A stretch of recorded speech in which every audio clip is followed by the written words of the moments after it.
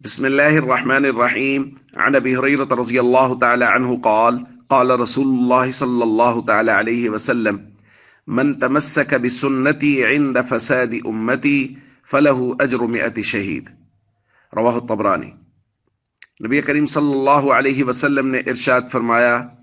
جس شخص نے میری امت کے فساد کے وقت میری سنت کو مضبوطی سے تھاما، اس کے لیے 100 شہید کا ثواب ہے۔ دوستو، سند کے اعتبار سے اس روایت پر کچھ کلام کیا گیا ہے، لیکن کچھ محدثین نے اس روایت کو لا بأس بہ سے تعبیر کیا ہے کہ اس کی سند میں کوئی حرج نہیں ہے، یعنی اس روایت کو بیان کیا جا سکتا ہے۔ اس روایت میں 2 باتیں سمجھنے والی ہیں، بہت اہم۔ ایک بات یہ ہے کہ فساد امت سے کیا مراد ہے، اور دوسری بات یہ ہے کہ کیا فساد امت کے وقت صرف سنت پر عمل کر لینا یہ 100 شہید کے ثواب کے لیے کافی ہے؟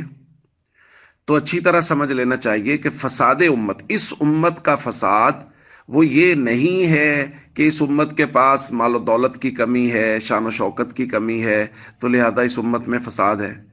بلکہ اس امت کا فساد وہ اس امت کا دینی بگاڑ ہے، یہ سمجھ لینا چاہیے۔ اگر امت میں دینی بگاڑ پایا جا رہا ہے، اگر امت میں فتنے پائے جا رہے ہیں، اگر امت میں دجل و فریب ایسا ہو گیا ہے کہ جس سے صحیح اور غلط دین لوگوں میں مشتبہ ہو گیا ہے، جیسا کہ ہمارے معاشرے میں بھی ہو گیا ہے، تو اس کو فساد امت کہا جاتا ہے۔ اور فساد امت کے وقت اگر کوئی آدمی صرف سنت پر عمل نہیں، تمسک بالسنہ، یعنی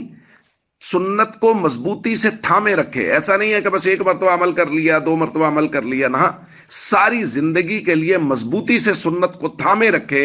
تو حضور نے فرمایا ایسے شخص کے لیے 100 شہید کا ثواب ہے۔ تو ایک تو بنیادی بات ہمیں یہ سمجھنا ہے کہ فساد امت کے اس زمانے میں ہمیں کردار ادا کرنا ہے کہ ہم کیسے لوگوں کو فتنہ سے اور ان بے دین لوگوں سے، ان شیطان صفت لوگوں سے بچائیں جو لوگوں کو دین سے دور کرنے کی اور دین کو خلط کر کے پیش کرنے کی کوشش کرتے ہیں، صحابہ و اہل بیت پر عدم اعتماد کروانے کی کوشش کرتے ہیں۔ اور دوسرا، ہمیں کوشش کرنا ہے کہ لوگوں کو فرائض اور ارکان اسلام پہ کھڑا کریں، سنتوں پر کھڑا کریں، اور جو سنتیں اس معاشرے میں ناپید ہوتی چلی جا رہی ہیں ان پر بھرپور طریقے سے عمل کریں اور دین کی اشاعت میں اپنا بھرپور کردار ادا کریں۔ السلام علیکم ورحمۃ اللہ وبرکاتہ۔